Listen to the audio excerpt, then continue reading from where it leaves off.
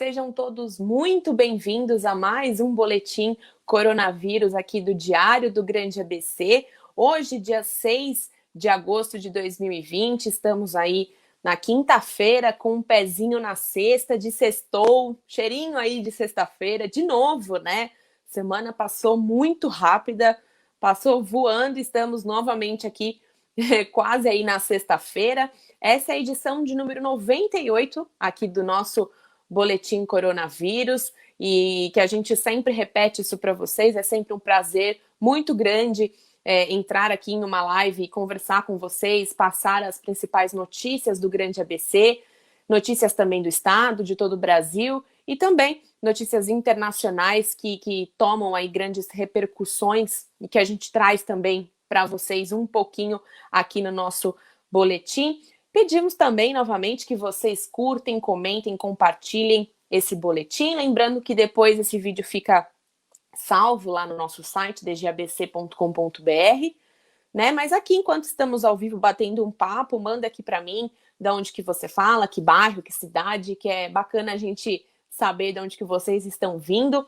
E também a opinião de vocês sobre as matérias que nós vamos abordar aqui hoje. Agora são 20 horas e 59 minutos, quase 21 horas. Ontem a gente entrou por volta desse horário mesmo, então hoje entramos aqui também. Tem mais pessoas que acessam esse horário, a gente dá uma olhada também aí nas visualizações. Esse horário sempre tem gente aí fazendo a janta, chegando do trabalho, né? E aproveita para ficar atualizado aqui com a gente. Então já agradeço de imediato a participação de todos vocês. Bom, nós estamos, deixa eu ver aqui agora o nosso boletim pelo Facebook. Nós sempre temos aí duas salas de vídeo, né? Uma sala de vídeo, na verdade, e o Facebook. E onde a gente consegue aí ver vocês perguntando pra gente, né? Ó, Noêmia Alves já tá entrando aqui com a gente. Boa noite, Noêmia. Obrigada pela sua participação. A gente vai esperar mais um pouquinho, só mais um pouquinho para ver se tem gente entrando. Já temos aí 42 visualizações aqui no nosso boletim. Ah, Noêmia falando, sou de São Bernardo. Obrigada pelo comentário aí, Noêmia. A gente sempre espera um pouquinho, porque tem muita gente que acompanha aqui o nosso boletim justamente para saber aí sobre os casos da Covid, que a gente traz também de primeira mão.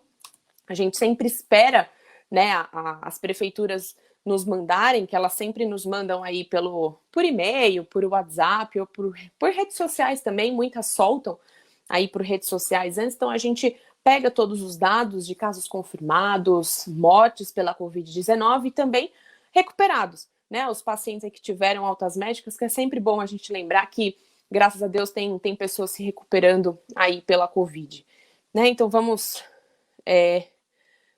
ver aqui. Rita Borges, olá, boa noite. Quando o Diário vai trazer notícias sobre a situação da Enel? Sou da Vila Humaitá. A população precisa saber a respeito. Agradeço muito. Rita, a gente está recebendo também pessoas de Mauá que estão reclamando sobre as contas. Acho que está afetando as 7 cidades. De pronto, a informação que a gente estava colhendo aí, que nós recebemos aí da Enel, inclusive, é sobre os parcelamentos da conta, né? Eles começaram aí uma campanha de parcelamento aí da conta em até 12 vezes. Então, as pessoas que se sentirem prejudicadas pela conta, com certeza a maioria, né, que recebeu a conta aí num valor absurdo, pode procurar direto o Procon, né? Então, quando você procura direto o Procon, pode ser aqui da região, no caso, né?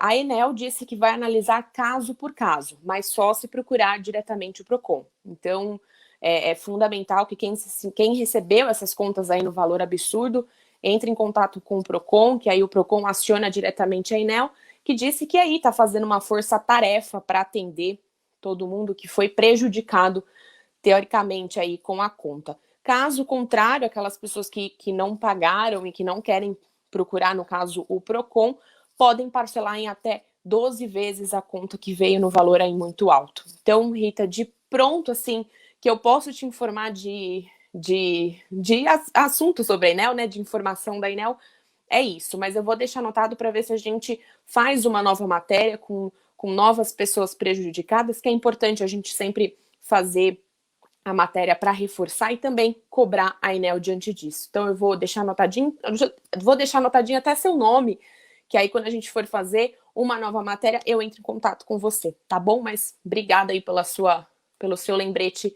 da Enel. Noêmia, falei, Rita, eu falei, Nívia Parreira Brienza, boa noite para você também, seja bem-vinda aqui. Teve Jerônimo, né? Agradeço então pelas informações. Boa noite aí, Jerônimo, para você. Um grande abraço. Jerônimo, que é nosso super fã aqui da nossa página, então todas as publicações aqui ele sempre curte. Então é muito bom saber que vocês acompanham aqui com a gente, não só também a nossa live, que a gente está aqui todos os dias, mas todas as nossas publicações. Lembrando que a gente também está no Instagram e no Twitter. Então, se vocês também participam dessas duas redes sociais, nos seguem lá que a gente atualiza todos os dias com matérias, né, às vezes urgente, às vezes que chega de última hora pra gente, a gente está atualizando. Mas vamos começar nosso boletim hoje, que tem bastante coisa, né? A gente vai trazer, claro, assunto ligado aí à Covid, mas também a gente vai sair um pouquinho do assunto para trazer outras informações. Então, nossa primeira matéria aqui que a gente vai trazer diretamente para vocês, as câmaras de Diadema e Mauá decidiram recuar e voltaram a suspender as sessões presenciais como forma de evitar aí a proliferação do novo coronavírus. A existência de novos casos confirmados de Covid entre parlamentares e servidores, além do desfalque de vereadores idosos nas plenárias presenciais, levaram os dois legislativos, Diadema e Mauá, a optarem pelo trabalho virtual. Ou seja, já estavam em casa, voltaram e agora retornaram, né, para o trabalho aí home office. O quadro na Câmara de Mauá gerou uma certa preocupação. Nesta semana, inclusive a gente até comentou aqui, o Derek comentou aqui no nosso boletim, outros 4 parlamentares, então foi o Adelto Cachorrão, do Republicanos, Chiquinho do Zaira, do Avante, professor Betinho, do PSL, e Samuel, enfermeiro do PSB, testaram positivo aí para a Covid-19, além de 18 funcionários da casa. No caso, o Marcelo Oliveira, do PT, também foi diagnosticado com a doença semanas atrás e chegou, inclusive, a ficar aí cerca de uma semana na UTI, unidade de terapia intensiva, recebeu alta na última terça-feira. Então, por conta da quantidade de casos confirmados no Legislativo de Mauá, o presidente da casa, Vanderlei Cavalcante, decidiu determinar outras medidas para frear aí o avanço da doença na casa, né? Além da suspensão das sessões, os atendimentos presenciais à população serão reduzidos a 2 horas por dia. Então, vai ser das 10 da manhã a meio-dia. Os servidores voltam a trabalhar presencialmente em esquema de rodízio, com cerca de 50% do efetivo indo atuar em casa e a outra metade, 50% do efetivo indo atuar na casa, né? Ou seja, presencialmente, e a outra metade continua em home office. No caso de Diadema, o vereador Ronaldo Lacerda, do PDT, testou positivo e teve de ficar em casa em isolamento, mas está bem. E já participou da primeira sessão pós-recesso, na tarde desta quinta-feira, de forma virtual. A continuidade das plenárias à distância será avaliada dia após dia, ou seja, como que será essas sessões, né? Segundo a assessoria da casa, mas a tendência é de que as sessões sigam de forma virtual. Então, Mauá e Diadema aí decidiram voltar, né, e suspender as sessões presenciais, voltando aí para o sistema remoto, né, para o sistema home office. Então, essa é a primeira notícia que a gente trouxe aqui para vocês. Foi também agora no final do dia, a gente estava com uma outra matéria para entrar no boletim, a gente já mudou, é claro, que a gente sempre começa aí com assuntos, é claro, da Covid. Então, tudo que a gente consegue trazer aqui de novidades para vocês, a gente consegue trazer, mesmo que seja de última hora. Áurea Botello, boa noite, sou de Santo André, Parque Capuava, boa noite, muito obrigada, Áurea, pela sua participação.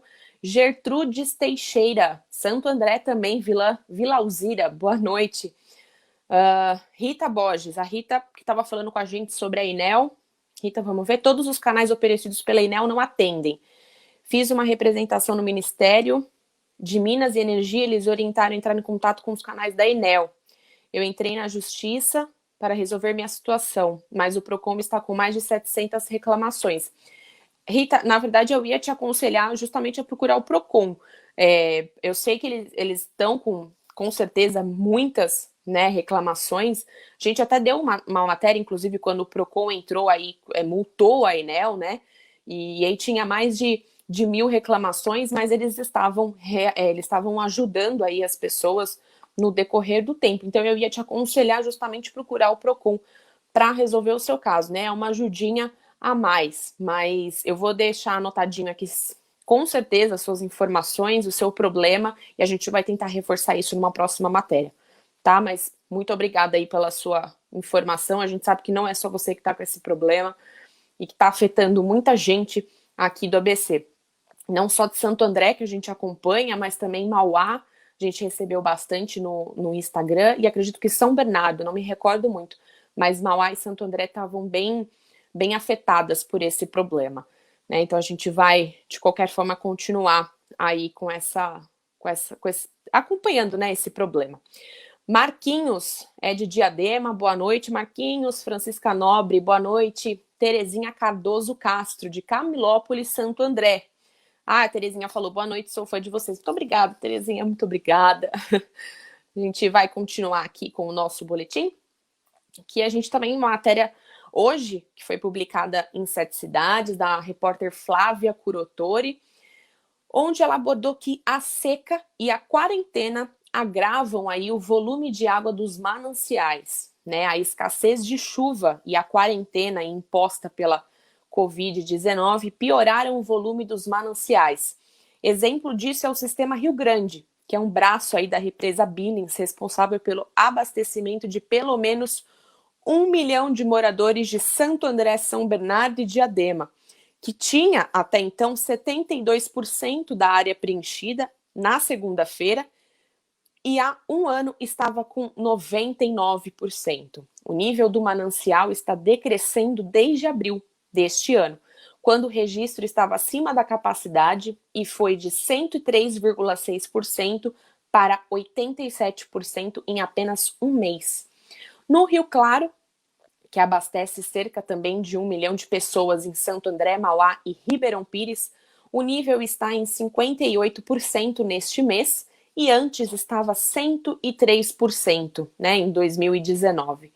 Já na Cantareira, que supre São Caetano, o percentual é de 51%. Em agosto do ano passado, era 53%. As informações são da Sabesp, que é a Companhia de Saneamento Básico do Estado de São Paulo. E, segundo especialistas, é claro que a gente sempre procura para dar uma complementada na matéria, é de extrema importância que a gente faça isso todos os dias, né? Um agravante é que o desmatamento de vegetação nativa está crescendo todos os anos, né? A gente conversou aí com a bióloga e coordenadora do projeto Índice de Poluentes Hídricos e professora da USCS, Universidade Municipal de São Caetano, a Marta Marcondes, que está sempre presente aí nas nossas matérias de meio ambiente, de sistema, principalmente represa Billings, que ela está muito à frente desse assunto. Então ela comentou que realmente um agravante é o desmatamento de vegetação nativa que nós temos aqui na região. E exemplo disso que acontece aqui nas 7 cidades, a gente mostrou na última quarta-feira que em São Bernardo a prefeitura autorizou, por meio da Defesa Civil, a retirada de 26 árvores de terreno localizado na Avenida dos Alvarengas, na região do Grande Alvarenga, né, em área manancial. A obra é de uma empresa, OAC Participações, que tem o prefeito Orlando Morando como sócio, e não tem alvará para movimentação de terra e construções. Por isso, foi autuada diretamente pela Secretaria de Meio Ambiente. Então, foi um alerta. Aí foi mais uma matéria que a gente fez, a matéria completa com os índices está todo lá no nosso site, em 7 cidades. Então, mais informações sobre esse cenário tá lá direto. E assim, foi mais uma matéria que fizemos sobre mananciais, sobre esse cenário aí de altas e baixas dos nossos mananciais aí que abastecem as 7 cidades, e sempre estamos nos atualizando sobre esse assunto, principalmente, né, agora com a flexibilização da quarentena, como é que está esse cenário diante disso. Então a gente trouxe essa atualização para vocês também ficarem muito bem informados com essa questão aí dos nossos mananciais, que é de extrema importância. Né? Luiz Rossi, estamos aqui no Facebook novamente. Boa noite, Luiz. Deus ajude esses confirmados positivos, melhoras. Aí é o que a gente deseja também, Luiz, que todos melhorem aí o mais rápido possível, né? É o que a gente gosta, é claro, de falar de pessoas que receberam altas médicas, é sempre muito importante, mas a gente torce também aí para as pessoas que estão se recuperando da Covid, né, em todos os hospitais, que a gente sempre fala sobre isso. Mas continuamos aqui com o nosso boletim, a gente já está chegando perto dos casos, estou só aqui conferindo se não tem mais ninguém voltando, chegando aqui no nosso boletim, tanto na sala de vídeo quanto no nosso perfil do Facebook. Já temos aí 16 minutinhos de boletim ao vivo aqui para vocês. Às vezes eu dou uma parada para ver quem que está participando, quem que está aqui com a gente. Rose Castanha, boa noite. A Rose também está sempre acompanhando aqui com a gente. Rosana Oliveira, os políticos deveriam sair do home office antes de autorizarem o retorno às aulas. Rosana, a gente vai falar provavelmente amanhã sobre esse retorno aí das aulas, né? Amanhã o governador João Dória, aí já em coletiva de imprensa, que ele sempre vem fazendo aí desde o começo da pandemia, pode dar alguma informação a mais sobre essa autorização do retorno. Então amanhã a gente traz mais alguma informação sobre isso, da volta aí das aulas, não só na região, mas também em todo o estado, que vocês sempre acabam nos perguntando, né? Mas vamos esperar amanhã como é que vai ser, né? Geralmente essa coletiva acontece aí no início da tarde, por volta de umas 12h30, 12h45, então a gente vai estar ligadinho aí para ver qual que vai ser a decisão aí que o João Dória vai trazer amanhã pra gente. De resto, acho que eu já falei com todo mundo, vamos seguir aqui com o nosso boletim. Uma matéria também que saiu hoje da repórter Aline Mello, só trouxe um trechinho da matéria para vocês, só para a gente reforçar isso, né? O colesterol alto pode agravar quadro de Covid-19, né? Então, o colesterol, assim como a diabetes e a hipertensão, que são as comorbidades que a gente mais fala diante do novo coronavírus, representa fator de riscos em casos da Covid-19. Além disso, está diretamente relacionado a doenças cardíacas e aos óbitos em decorrência delas. No Grande ABC, de acordo com os números do DataSUS, que é o banco de dados do Ministério da Saúde, ocorreram 2.293 internações em razão de doenças cardíacas no período de janeiro a junho deste ano, uma média diária de 13 casos, mais ou menos. No mesmo período, também foram registradas 318 mortes por causa dessas doenças. No Dia Nacional de Combate ao Colesterol, celebrado agora no dia 8 de agosto, especialistas reforçaram aí, na nossa matéria já publicada pela repórter Aline, as medidas de cuidado e prevenção. Então, qualquer dúvida que vocês tiverem sobre esse assunto, a gente foi atrás de especialistas que conversaram com a gente e trouxe realmente esses cuidados e prevenção diante dessa doença que agrava e pode agravar e muito o quadro da Covid-19. Então, tá lá no nosso site também, na editoria de 7 cidades, a gente trouxe essas informações. Bom, vamos ver se tem mais alguém entrando aqui com a gente, aí a gente já começa para os casos, que é o que a gente trouxe agora bem atualizado para vocês. Deixa eu ver se não tem mais ninguém entrando aqui com a gente. E acho que é isso, né? Não tem ninguém mais falando aqui com a gente. Tem um monte de gente assistindo, a gente já está 19 minutos aí de boletim.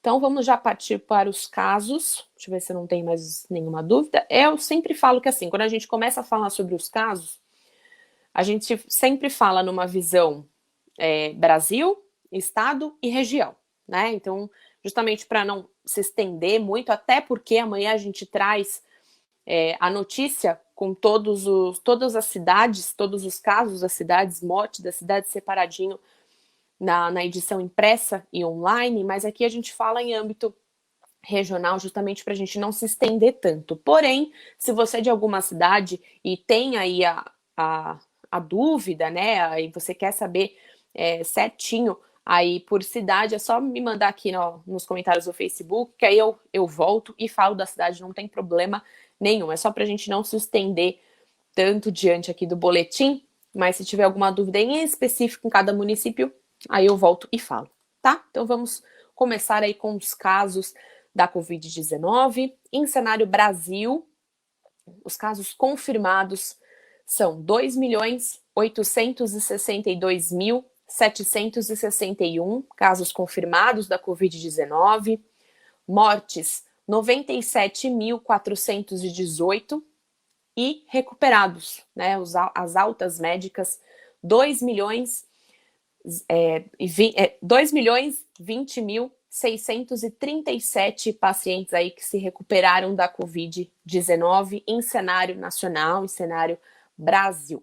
Agora, as partes de São Paulo, confirmados, nós temos 598.670 casos confirmados em São Paulo, mortes 24.448 e recuperados 390.601 pacientes que receberam altas médicas diante do tratamento da Covid-19. Seguimos com a região, em cenário 7 cidades aqui do Grande ABC. Confirmados, temos 44.750 casos confirmados, mortes 1.811 e recuperados 21.703. Então, aí praticamente recuperados, está quase chegando aí na metade dos casos confirmados, mas ainda torcemos para que esse número aumente bastante, não só na região, mas também país e estado. Como diz aqui o Luiz nos nossos comentários no Facebook, Deus ajude esses confirmados positivos. Nós também torcemos para isso, Luiz, que saiam dessa. Bom, seguimos aqui. Deixa eu ver se tem alguém falando com a gente no Facebook. Na sala de vídeo, a gente sempre tem que dar um F5 aqui para ver se está chegando alguém. Mas eu acho que não. Acho que está todo mundo ligadinho aqui. Tem muitas pessoas que entram e voltam aqui com a gente, mas tem dias que o boletim tem mais pessoas, tem dias que tem menos pessoas conversando com a gente, mas é sempre importante que vocês nos assistam e nos acompanhem também todos os dias em todas as nossas redes sociais. Mas acho que eu já falei com todo mundo.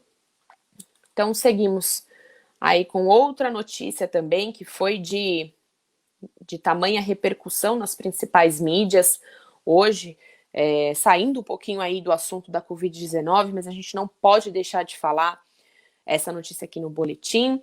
O secretário de Transportes de São Paulo, Alexandre Baldi, foi preso em operação Lava Jato.